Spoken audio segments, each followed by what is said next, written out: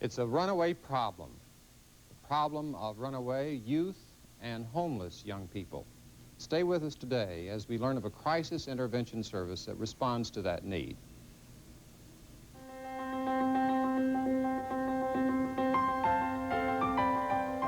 This is Austin Faith Dialogue, a public affairs program discussing the important crossroad of religion in life, produced by Austin Metropolitan Ministries in cooperation with KTBC TV. Austin Faith Dialogue highlights the interaction of the religious community with the social and cultural issues throughout our area. Now, today's edition of Austin Faith Dialogue. Hello, I'm Richard Thompson of Austin Metropolitan Ministries, welcoming you to this edition of Austin Faith Dialogue. And today we're going to have opportunity to focus upon the issue of runaway and homeless youth as they are ministered to in a crisis intervention program called Project Phase. We're privileged to have the director of that program, Oscar Lopez, and also Carolyn Cox, who works in the program as well, and we welcome you both. Thank you. Thanks. And would like to start out, Oscar, with phases into Project Phase, how that got going and what it is in regard to the youth. Well, Project Phase is a 2-year-old project. We just celebrated our 2-year anniversary a week ago. And basically, by saying it's a crisis intervention program, we mean we deal with all sorts of crises, mainly that young people are hungry, cold, in need of medical care. We're right on the drag. Whereabouts particularly? We're right behind the Renaissance Market on the drag on the corner of 23rd and San Antonio, in the basement of the Congregational Church of Austin. And we've been in there for almost a year. And before that, we were very rough. We were right on the street, working out of our vehicles, working out of the back of a van, and then in a small closet area in a building that was rented by the YWCA for a little while. And basically what we do is every Tuesday and Thursday, we open up our doors at 4:30, and we feed, clothe, and take care of the medical needs of any homeless, runaway youth, or youth who, if it weren't for us and the services we provide, would ultimately be homeless if their funds were going towards some of the other expenses. Well, now, how many young people come through your program? Well, in the 2 years we've been in existence, we've seen almost 2,500 individual young people come through our doors, thousands and thousands of times. Some we see once and never again. They'll be here in Austin one time and then they'll disappear. Many have died. And then there's others that we've seen for the 2 years that we've been around.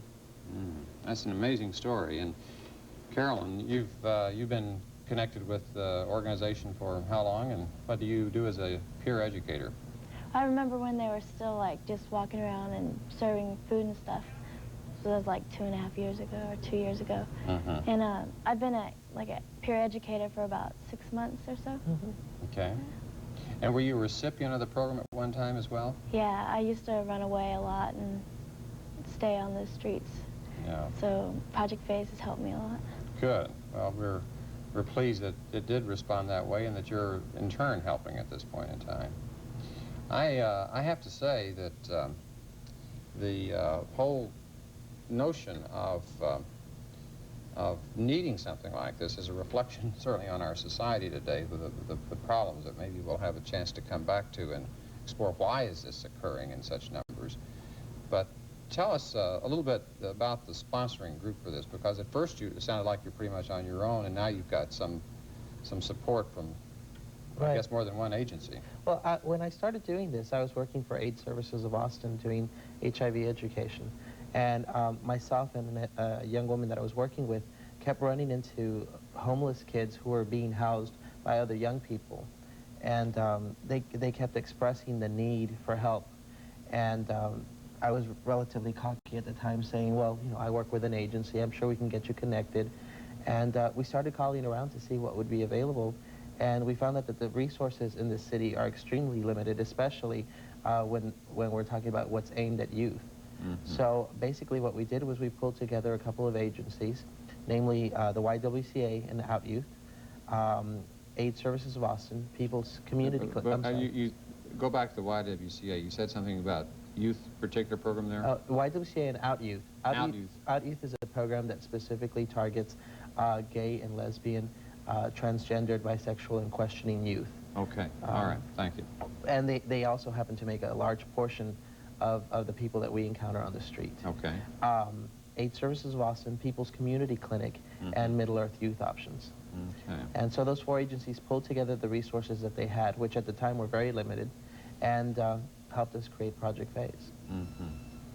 As a health educator, does this have mostly to do with HIV and AIDS-related issues, Carolyn? I don't.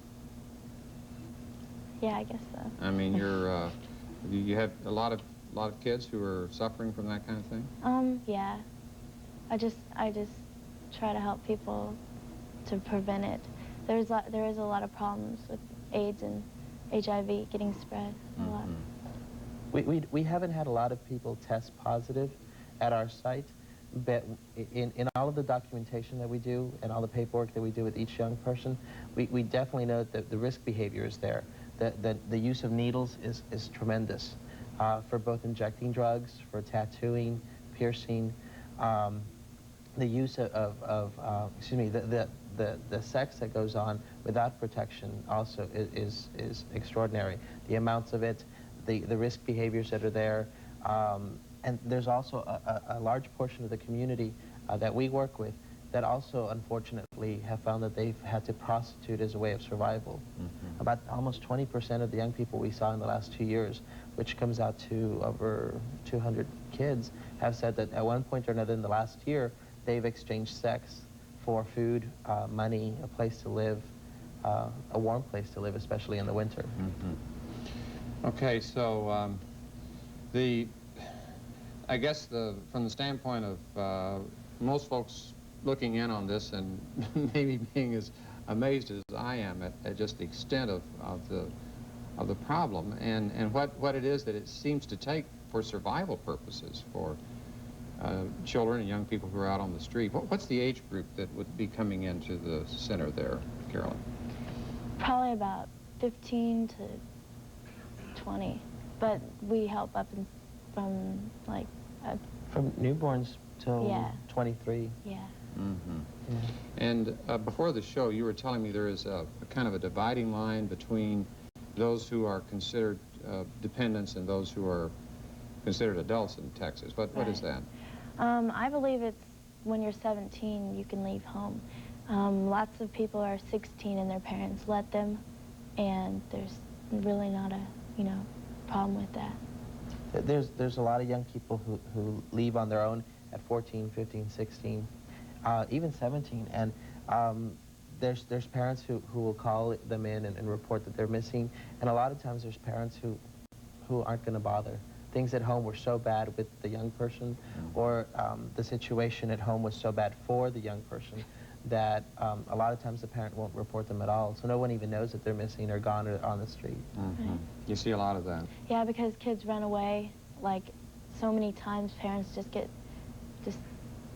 I don't know, parents just don't report it anymore. I keep saying I want to come back to some of these issues because they just suggest so much as to, how it would ever come about that parents would just blow off their kids like that and the kids would just take off. But I want to just focus a bit longer on once young people arrive there in the basement of the Congregational Church at 23rd and San Antonio, just off Guadalupe, the drag. But the time they walk in, the time they leave, what are some of the things that happen? Well, when they first walk in the door, the first thing they have to do is we ask them to fill out a little bit of paperwork. We don't ask for last names. We will even take a nickname if that's what they feel more comfortable with. A lot of agencies throughout the state require you to give them your first name and last name. And a lot of agencies also require that within 24 hours they need to be able to notify your parents about where you're located and that kind of thing to protect themselves basically from any liability. What we've chosen to do is we ask for first names only, nicknames, and that allows us to be able to help anybody regardless of whether they're runaway, listed or not, and to get the intervention help to them first and foremost. and to worry about some of the other things afterwards. We have to build up the trust and confidence with them before we can even start to explore what's gone on at home. Okay. So you have them identify themselves to that extent, Right. and then some of the other things. Oh, then they're welcome to come in, and there's a free warm meal every Tuesday and Thursday at 4:30. Most of the time it's vegetarian, things like lasagnas and pizza pockets and things like that. And then while they're eating, they're also given a shopping list. It has a few items on there like cookies, crackers, chips, all sorts of snacks, lots of drinks, especially in the summer to keep people hydrated, and canned goods, things like that. And what we do is, while they're eating, we have a group of volunteers in the back stacking groceries for them. And it's not huge bags, it's a little bag of a few things to hold you over, hopefully until next phase day or food stamps come around, just to keep you going. And hopefully, by giving you the food, we're helping you not have to put yourself at risk for HIV by prostituting or something like that. Okay. Once they've eaten, they're also welcome to come in further into the building. What we have further down is a clothing bank where they can change clothes and leave their old dirty stuff behind, pick up some new stuff, especially socks, which is a huge need for us. We have a lot of foot fungal infections to deal with. And in the winter, like just last week when it was nice and sunny one moment, then before we knew it was 50 degrees. Right. If you're a runaway and all you have with you is what's in your backpack, chances are you didn't pack a sweater or a sweatshirt or warm clothing. So it gives people a chance to protect themselves from the elements. We also have free HIV testing every week, free family planning, and we have an on-site clinic in the basement twice a month, so that anybody who wants to be seen for a healthcare problem can be seen there on site. In addition to that, we have substance abuse counselors who concentrate on working with kids who have an addiction of some sort or who are worried about their use, and try and get them to look at what's going on and identify the problems, and hopefully try and get some of them into rehab as well. You mentioned something about needles before. How does that enter into it? The needle use is tremendous. I'd guesstimate something about if there was a program in town taking in needles from our clients, I'd say they take about 4,000 needles a month. It's that visible. So what do you do in regard to the needles? Well, we can't do much in regard to the needles because in the state of Texas, needle exchange programs are extremely controversial and difficult. But we can at least talk to them about why they're using, how often they're using, and what we also do, which is part of what Carolyn does, is she walks around with bleach and water kits, clean cookers, clean cotton, so that if we can't get them off the drugs immediately, which obviously is going to be a really difficult thing to do overnight, we can at least teach them how to clean their needles properly so that they don't put themselves at risk for HIV, or if they're infected, pass it on to somebody else that they may be sharing a needle with. Okay. What about if the young person says, I'm tired of living under a bridge or whatever, I want a place to stay and get started to get my life together, what can you offer them in that regard? If they're 17 and younger, we can get them into the youth shelter that's run by Middle-earth Youth Options. If they're over 18, they have a transitional living program as well for 18 and 18 through 21, Middle-earth. But in all honesty, most of the time those facilities are all full, and they're the only two facilities in town for a young person, which is sort of why Project Phase also distributes blankets and sleeping bags in the winter, because ideally, if everybody was to get off the street tomorrow, I mean, it'd be great for us, except for the fact that the city and most of the country is not prepared for homeless kids to get off the street. There's not enough room for them anywhere. Yeah, okay. I suspect the phone would be an important part of your ministry. Let's put that up on the monitor, at least at this point in our program, so that people want to learn more about this. And I noticed 482-WISH is way people can phone in and use that phone for young people that want to call home or else. If there's a young person watching this who would like to maybe get a message across to their parents, we can connect them with an 800 number that will call their parents and leave a message saying Joe Smith is okay, he's doing fine, he just wants to let you know that he's alive and well. Or it can be to notify the parents that the child is in need of something, or if somebody's just watching this and wants to help us out with a donation of socks or canned goods or healthcare products or anything like that, that'd be a blessing as well. All right. Well, we will let that be our thought as we take our break here, and we'll see you soon in our next part of Austin Faith Dialogue. Serving Austin means serving you. That has always been the primary goal of Austin Metropolitan Ministries. We are religion in action through the work of these organizations. Each plays a key role in making the capital city a better place to live, But we can't do it alone. Do you have some spare time, talents, or any resources that you can share? If you do, please call AMM at 472-7627 because serving Austin means serving you.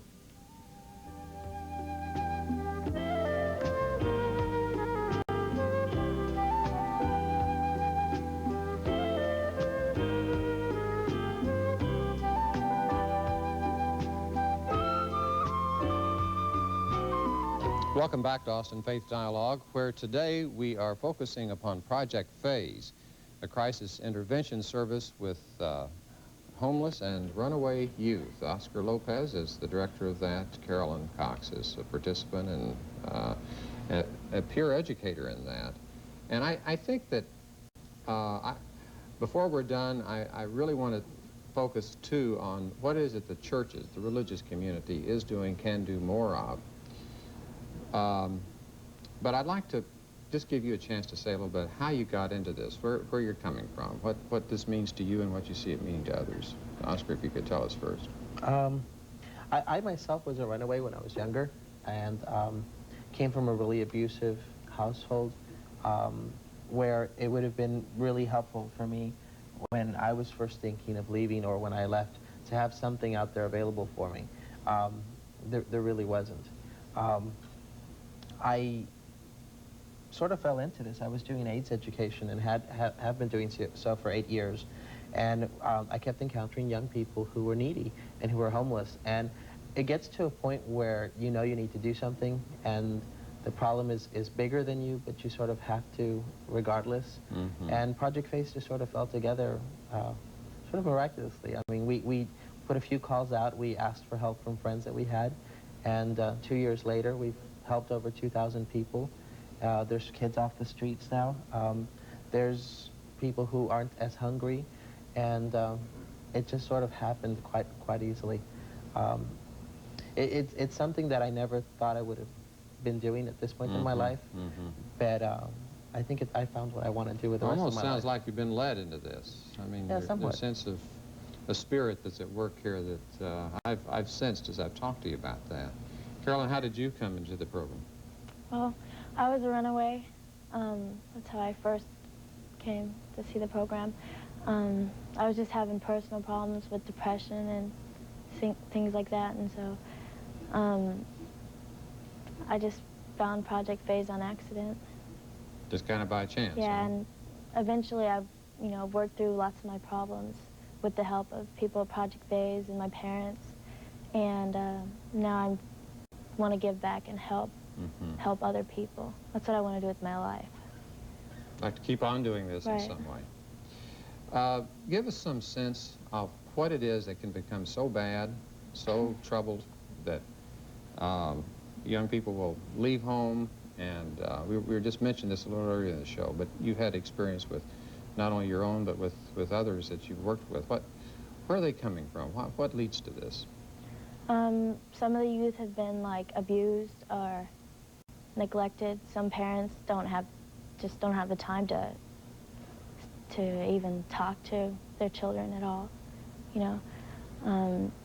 Some kids are just bored and they want some adventure in their life. Some are having problems at school or other social problems. There's lots of different reasons. It's just a mix of things. Yeah. Yeah. One of the things, I mean, as much as I dislike that whole family values campaign from a few years ago, there's a lot to be said for the decline of the family unit. Families aren't the way they used to be. Not that they were perfect in any way before, but most parents nowadays have to both work, so there isn't the supervision at home. The school settings and the school systems are failing in large part, and so there aren't that many resources for a young person out there to make good judgments, to make good decisions. So part of what we do is try and help people learn a decision-making process that's healthier, that it's not okay to leave and not know where you're going to go, where your next meal's coming from, and that if at home, if there's an abusive situation that is so bad that you definitely need to leave, you know, what can you do for yourself to survive that won't put you at risk? Because unfortunately, a lot of the young people we work with, I mean, a lot of people say to us, you know, why don't you just get them back home? Or if they really wanted to go home, they could. But a lot of them come from abusive situations where I could never morally, in any good conscience, send them back. A lot of times, unfortunately, they're better off on the street than they were at home. And that's saying a lot. Well, what difference have you found this have made with among the hundreds that you've worked with? Can you just give us some examples of where this has represented a turnaround in these young lives? Well, in the 2 years we've been doing this, we know that hundreds of them have gotten employment, and we can go back and forth about how long that employment has lasted, that they are working and trying to. We know of several hundred also who have improved their home situation, where they are either now living in homes with other young people, but they're off the street in a sort of cooperative living situation. Others have gotten their own apartments, saved up enough, worked 2 jobs, whatever it took, but they've gotten off the streets. Others, like Carolyn, are back home with her parents. And I mean, the way I feel is if we can only help like 1 person a month, that's still one less young person on the street. And so I really feel it's made a difference. Maybe you could, from your perspective, share what you've seen. Yeah. I've seen a lot of people who have gotten well, you know, gotten medical help through Project Bays, and eaten just the food. If they just did just the food service, that would help everybody tremendously. Or just having a decent meal. Just that, yeah.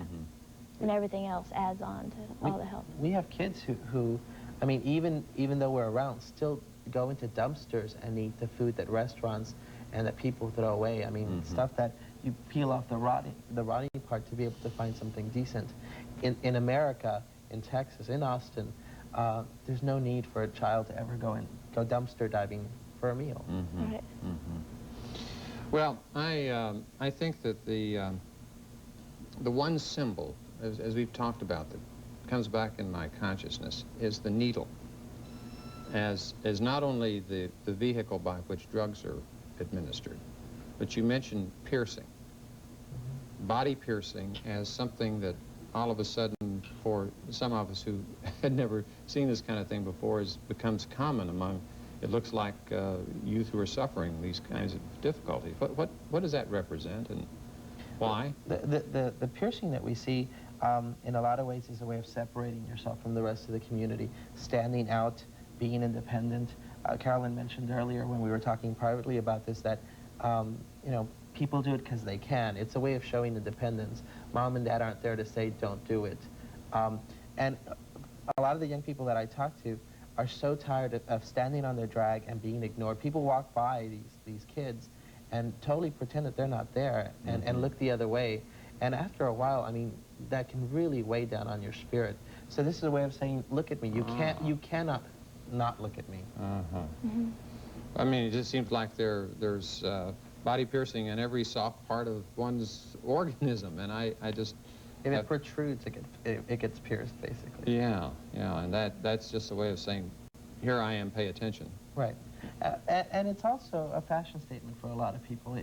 It's extremely popular, not just amongst the young people we see, but a lot of regular high school kids who live in homes, college students. It varies, but you definitely see it a lot more amongst the people we work with. I mean, is there any perception that this is self-mutilation? This is represents a person not feeling well about themselves to do that? When a person doesn't feel well, at least the ones that we work with, it's not expressed through piercing.